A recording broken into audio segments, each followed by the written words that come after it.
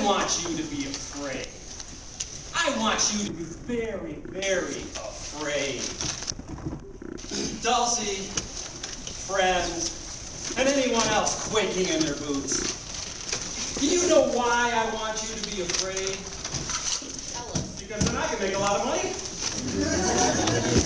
I've had it with that corporate working for a living thing. I'm going to go start peddling fear. After all, a lot of people are making a lot of money off of fear. Don't believe me? You ever think the news should always start the same way? Hi, I'm Chuck Talking Head. Welcome to the 5 o'clock evening news. We're surprised you survived since yesterday. They scare us to death about everything.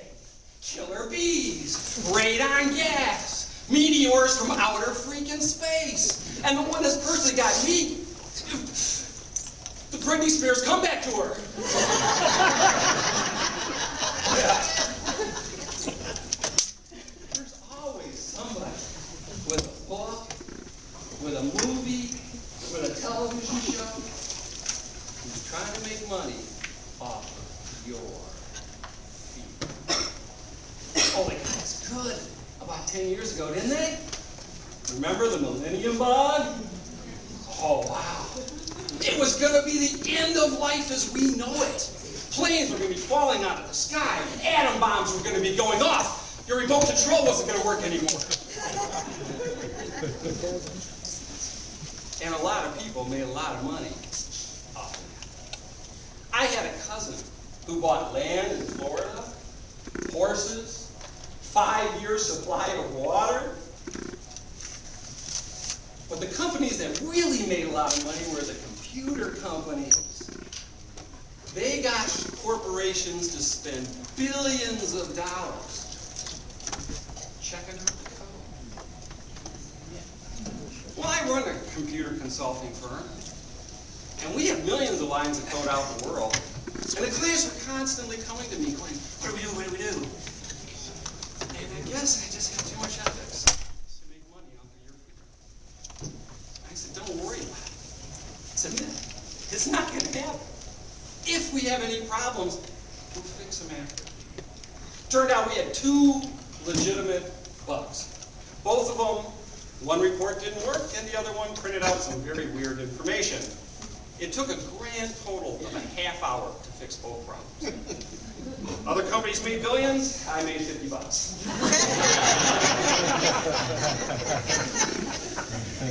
But the problem with the Millennium Bug is the fear vendors blew it.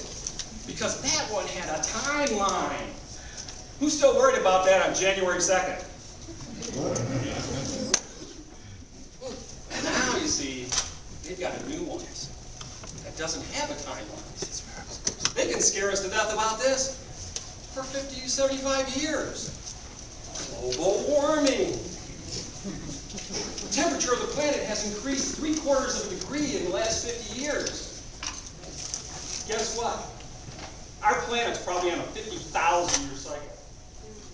We've been keeping track of the temperature about the last 100 years. We have not a clue what 3/4 of a degree means to the planet. But there's always somebody with a book. There's always somebody with a movie. There's always someone trying to get elected president.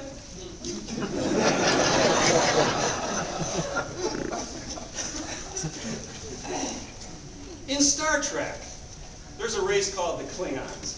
Maybe you know them, the guys with the egg crates on their heads?